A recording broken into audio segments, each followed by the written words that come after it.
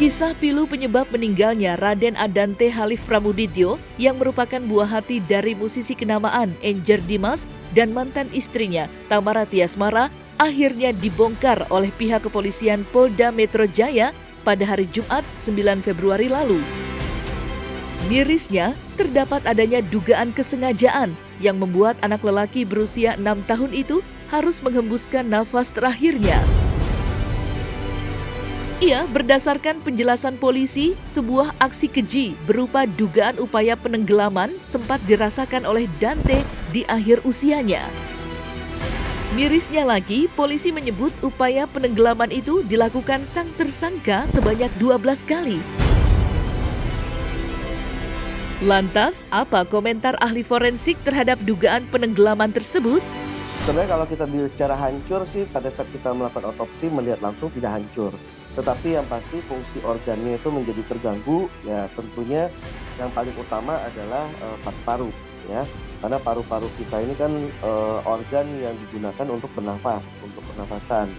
Jadi pada saat dia terisi dengan air, paru-paru yang tadinya mengembang berisikan oksigen, lalu oksigen ini akan didistribusikan ke sistem sirkulasi tubuh kita sampai ke otak dan lain-lain, itu menjadi terhambat, menjadi terganggu karena adanya air di dalam saluran nafas. Sehingga ini akan mengakibatkan paru juga tidak bisa mengembang, ya, karena yang mengembang tadi harusnya oksigen sehingga paru bisa mengembang, sekarang terisi air, jadi upaya pengembangannya itu menjadi terhambat.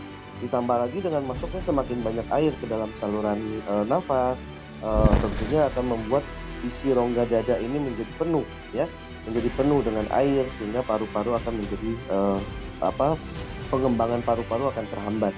Inilah yang menjadi faktor utama orang meninggal karena terjadinya penghambatan pada upaya pengembangan paru-paru ini sehingga tidak bisa bernafas. Tentunya kalau ditanya ditenggelamkan itu artinya kan suatu usaha, ya, usaha menenggelamkan atau membuat orang menjadi tenggelam gitu, ya.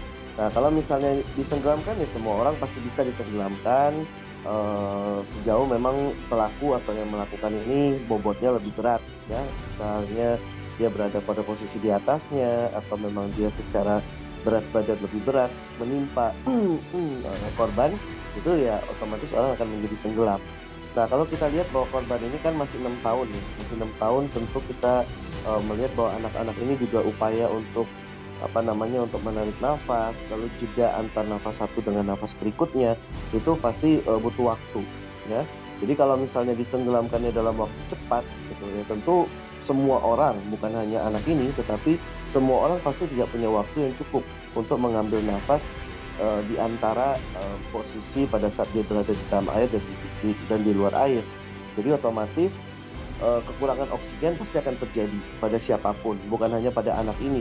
Tetapi karena pada anak ini 6 tahun, ya bisa jadi usianya dengan usia yang 6 tahun itu masih lebih sedikit, masih lebih kecil dibandingkan dengan usaha orang dewasa. Kemampuan setiap individu itu bisa berbeda-beda, ya. Jadi sama seperti kayak kita lagi usaha menahan nafas gitu, ya, sama-sama lagi main menahan nafas di dalam air, itu bisa saja yang satu tidak seberapa kuat. Nah, jadi pada saat dia ditahan di dalam air dalam waktu tertentu, tentu ini akan membuat dia udah tidak kuat untuk menahan nafas, sehingga akhirnya perlahan-lahan air mulai masuk ke dalam saluran nafas. Ditambah lagi dengan usaha panik, karena orang namanya tidak bisa bernafas itu pasti panik, menggapai-gapai, bergerak-gerak seperti itu akan membuat air lebih banyak lagi yang masuk ke dalam saluran nafas. Jadi semakin dia berusaha untuk bernafas keluar dari dalam air, tetapi semakin lama dia ditahan, sehingga air akan masuk ke dalam saluran nafas itu menjadi lebih banyak, sehingga lebih cepat terjadinya proses tenggelam. Kalau soal motif, tentu saya rasa saya tidak kompeten untuk menjawab motif, karena motif ini kan tergantung, ya, dari masing-masing individu. Pelakunya melakukan itu untuk apa? Apakah memang ada dendam tertentu kepada anak ini, atau mungkin dia berusaha mempraktekkan sesuatu gitu, ya, dengan 12 kali itu juga kenapa gitu, ya, dengan upaya 12 kali itu apa yang mau dicapai? Kalau mungkin kok sekali masih oke, ya, anaknya masih kuat, sekali lagi masih kuat loh, wah kok terus-terusan, akhirnya dicoba sampai upaya yang ke-12 kali, ya.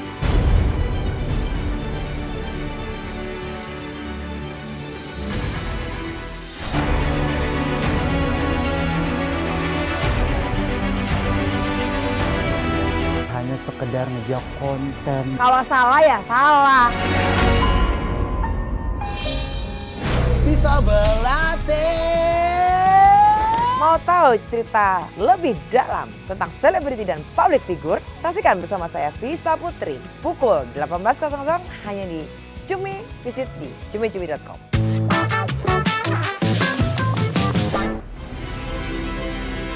Tidak dapat dipungkiri, aksi cepat dan tanggap yang ditunjukkan pihak kepolisian dalam menangani kasus meninggalnya Dante memang patut diacungi jempol. Ya, sejak kasus tersebut dilimpahkan ke tangan Polda Metro Jaya, perkembangan penyelidikan kasus itu terasa cepat. Dan saat ini bahkan pihak kepolisian telah mengamankan sosok yang diduga sebagai pelaku. Sebelum aksi penangkapan dilakukan, pihak kepolisian telah terlebih dulu melakukan pemeriksaan terhadap saksi-saksi yang dikabarkan mencapai puluhan orang. Bukan cuma itu, selepas Angel, Dimas, dan Tamara mencabut surat pernyataan penolakan, polisi langsung cepat menyelenggarakan proses otopsi dan ekshumasi. Begitu pula dengan rekaman CCTV. Setelah mengamankan rekaman itu pada tanggal 8 Februari kemarin, telah dapat dipastikan bahwa rekaman yang mereka terima asli tanpa adanya upaya pengeditan. Kini Polda Metro Jaya tengah mendalami lebih lanjut guna mencari tahu motif dari dugaan perlakuan keji yang dilakukan YA. Berkat kesigapan dari rekan-rekan penyidik Subdit Jatanras, Ditreskrim Polda Metro Jaya, dan berdasarkan hasil gelar perkara yang telah dilakukan tadi malam, gelar perkara penetapan tersangka terkait kasus meninggalnya seorang anak laki-laki yang berusia 6 tahun, putra dari saudari atau Ibu Tamara. Maka tadi pagi sekira jam 9 hari Jumat tanggal 9 Februari, penyidik Subdit Jatanras telah melakukan penangkapan terhadap saudara YA. Saudara YA ini kekasih dari saudari Tamara. Kemarin pada tanggal 8 Februari 2024,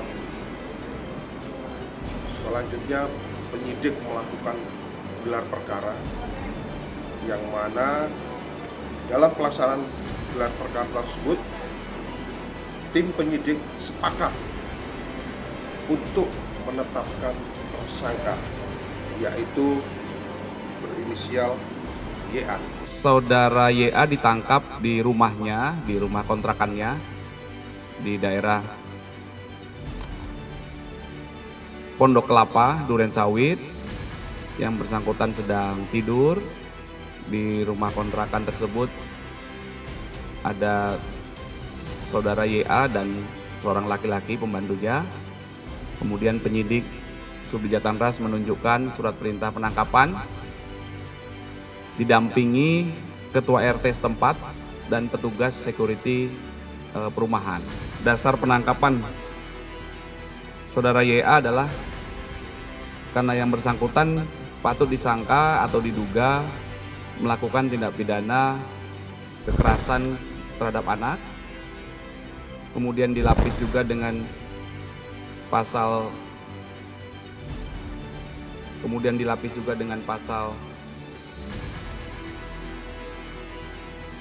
dan juga pasal karena lalainya menyebabkan orang meninggal dunia. Di dalam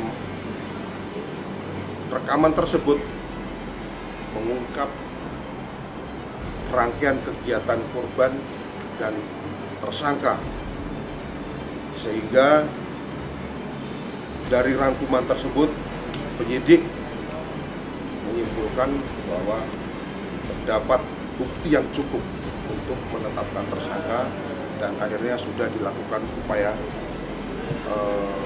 penangkapan. Adapun di dalam rekaman tersebut